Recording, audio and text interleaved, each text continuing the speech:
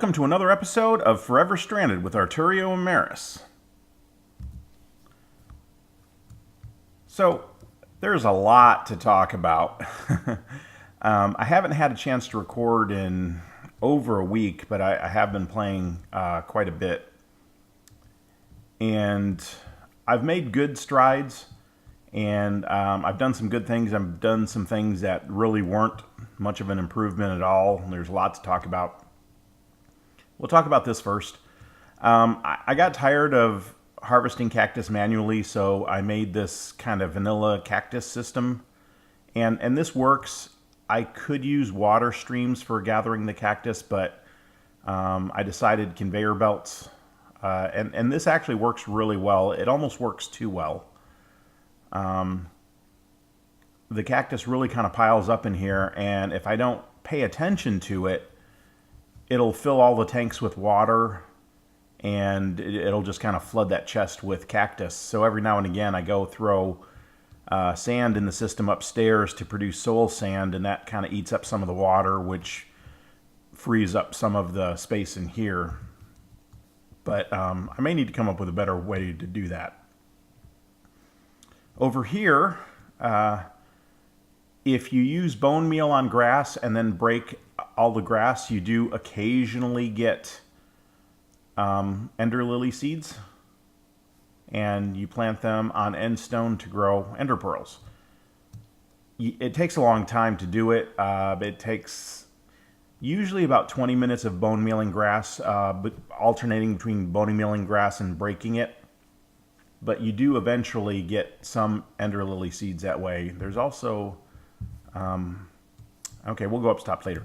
There's another kind of seed I got that I think will grow redstone, but you seem to have to plant it on redstone ore, and I'm not to the point of being able to make redstone ore. So this is my attempt at a new, totally automated sifting system, and unfortunately it is not totally automated. Let me get some meshes.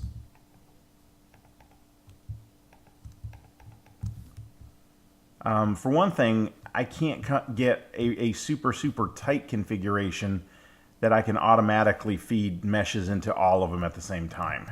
So at some point this is probably going to get ripped out and redesigned again. So you just put meshes in it and it's automatically fed the three materials, so it'll start producing gravel or gravel products. And this one does sand, and this one does dust. Now, each one feeds into a compressor, which compresses the elements. And then that gets fed into a hammerer.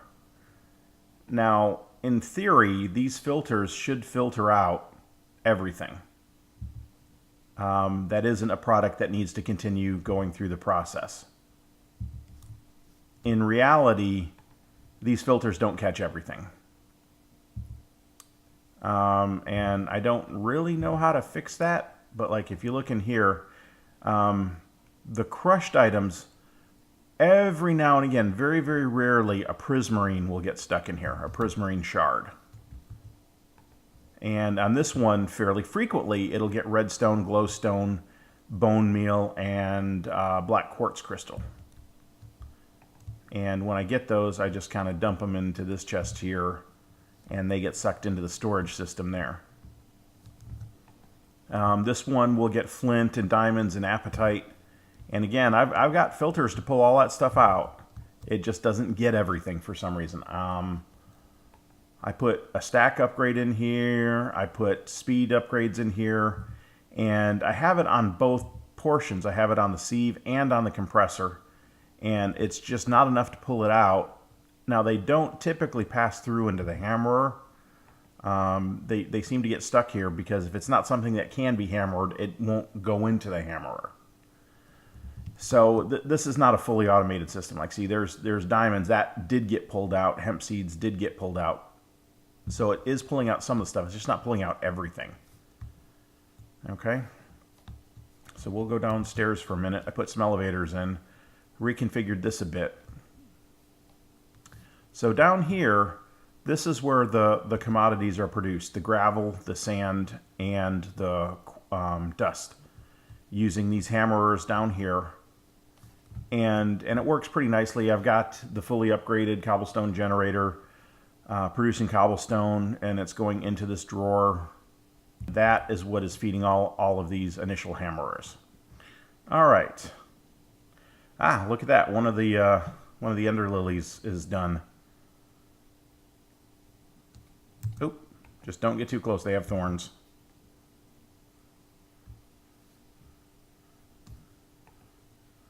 So not too bad, but I am using ender pearls here and there. I've tried to upgrade the power system, and I've succeeded in that, you know, it does a good job of producing power. The tree farm really doesn't produce enough logs to feed all of the Stirling generators and produce a surplus of logs. So, you know, not all of these will have charcoal in them. If they ever get to the point where they do all have charcoal in them, which it looks like they may be getting close to that point, then it may start. Oh, you know what? There's logs in there. So if we can just get to the point, yeah, that one's not completely full of charcoal.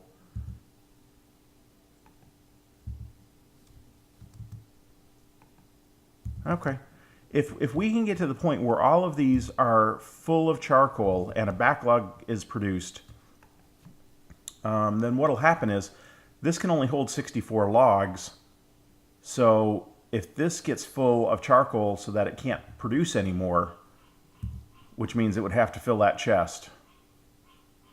And it's trying to fill that chest.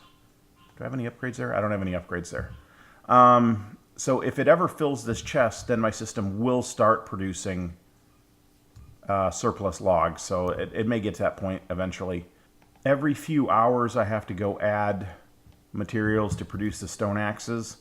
Other things that I have done to improve the system is I've been making these basic capacitor banks and using them here. So far I've got 12 of them. I'm not sure if I'm going to make more or not because they are expensive to make in terms of redstone. And I have some redstone at the moment. I'm going to take some of it. I'm going to show you some of the things that I've been making. Solar panels. Once you have an alloy smelter, it's not hard to make solar panels. You also have to have a supply of ender pearls, and most of my ender pearls have gone to this up till now. Now, where are the capacitors?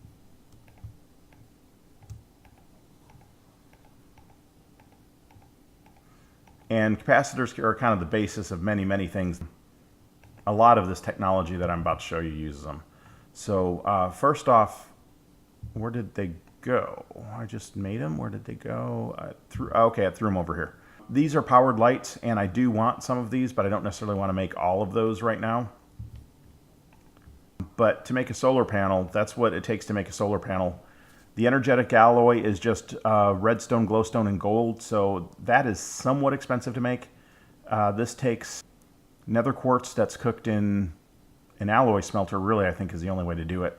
And then these daylight sensors are actually not that hard to make. It's wood and glass and nether quartz. So once you have a way of making nether quartz and have an alloy smelter, these solar panels are very, very easy to make.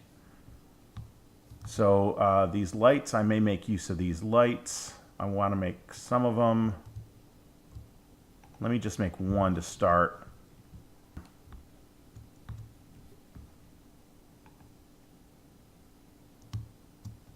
Okay, I was afraid of that. I think they need a redstone signal to work. So I think you need to make an inverted one, and you do that by adding a redstone torch. So let's see if the inverted one works.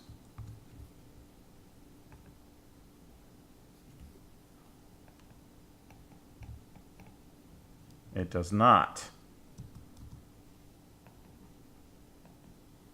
Oh, that wasn't what I meant to do.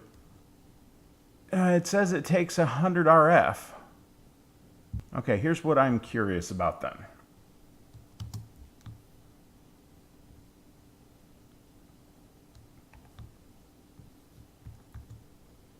These are powered lights. And it doesn't say it takes any power to power them. And there's really nothing up there. These are purely decorative. They don't do anything. So if I go get rid of that, it's not going to affect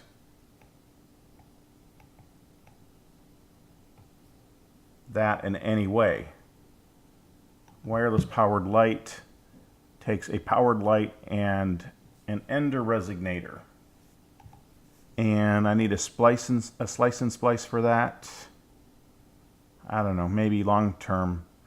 But if I understand correctly, I think that means that somewhere there has to be a transmitter that's transmitting power to these.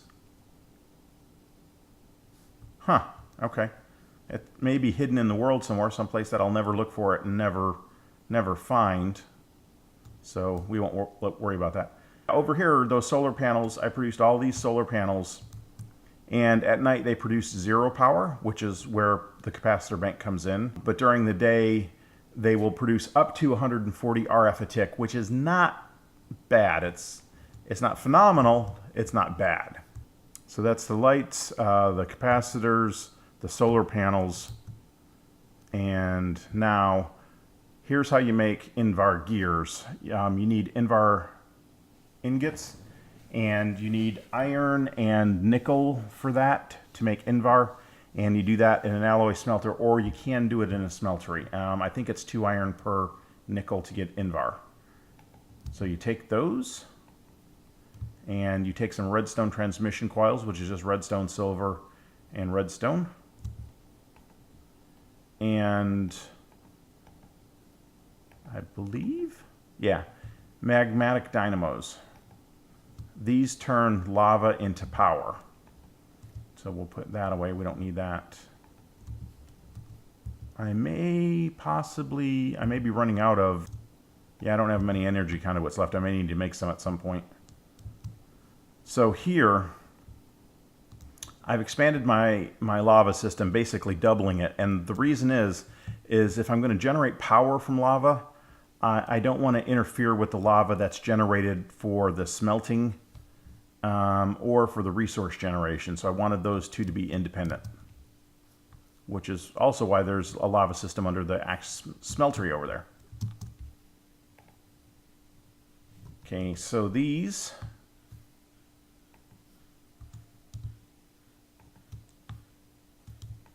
Now, what I don't know, is this going to exceed the capacity? I forgot one other thing. I need transfer pipe.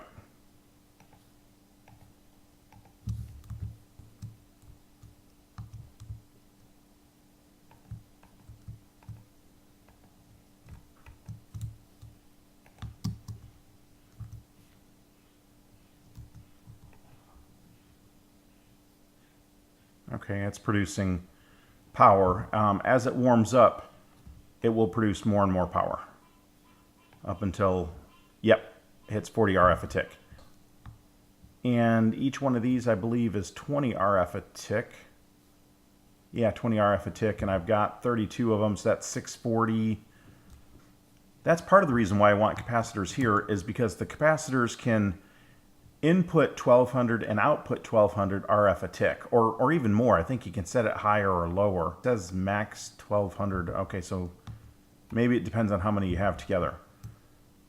So basically all of these, if all of these Stirling engines were constantly producing power, they would be producing 640 RF a tick, and that is the maximum capacity of the ender conduit cable.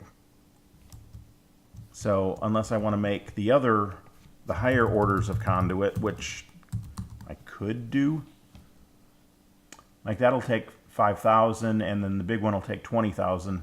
But this takes energetic alloy, which again is redstone and redstone, glowstone, and gold, so it's somewhat expensive. I would save a little bit of money doing it this route of converting my old conduit to the new. And I'm assuming I can do the same thing with this one. Yeah. So it is upgradable. we'll just have to see, down the road if I can come up with a better way of producing ender pearls, because you really need them in massive, massive quantities. But for now, my power is pretty well sorted out. I am not power limited in any way.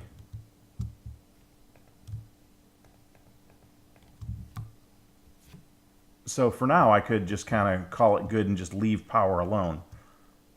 But there are other things that I want to do. I want to have an AE system. And to that end, I've started some of the process of making the AE crystals. They're not done yet. So let's put them back. Probably another 2 hours or so. Those will be done. But that's why I set this up here. I could automate this further.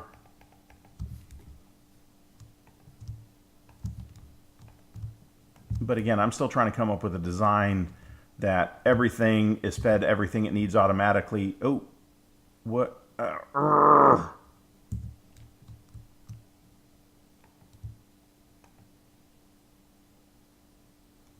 Okay. All right, I tried to put a stone shovel in there and it rejected it. Yeah, see, I can't. And there's bone meal or bone block in here. And if I let it go long enough, I'll get redstone blocks in here and black quartz blocks and all kinds of stuff. And the filters just don't seem to get rid of that. Like these are the filters here. And this one is hard to read, but there is redstone and glowstone and all that stuff is in the filters for both of these. And it just does not fully edit it out or filter it out. So I'm not sure how to fix it long term. I may need to do something a bit more elaborate than this. So it's not terrible. It's, it does require some work on my part to get all this going.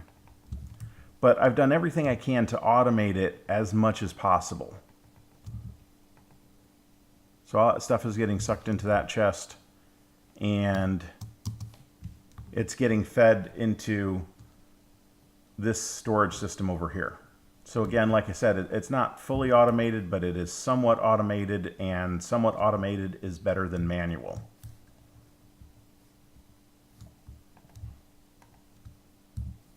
All right. I think we're going to call the episode there.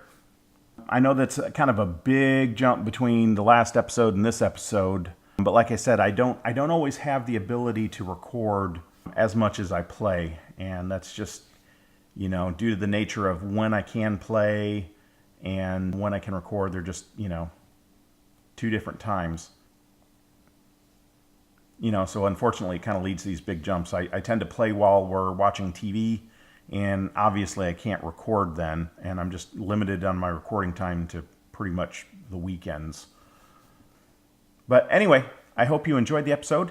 If you did, it would be great if you could leave a like on it. It'd be even better if you could hit the subscribe button.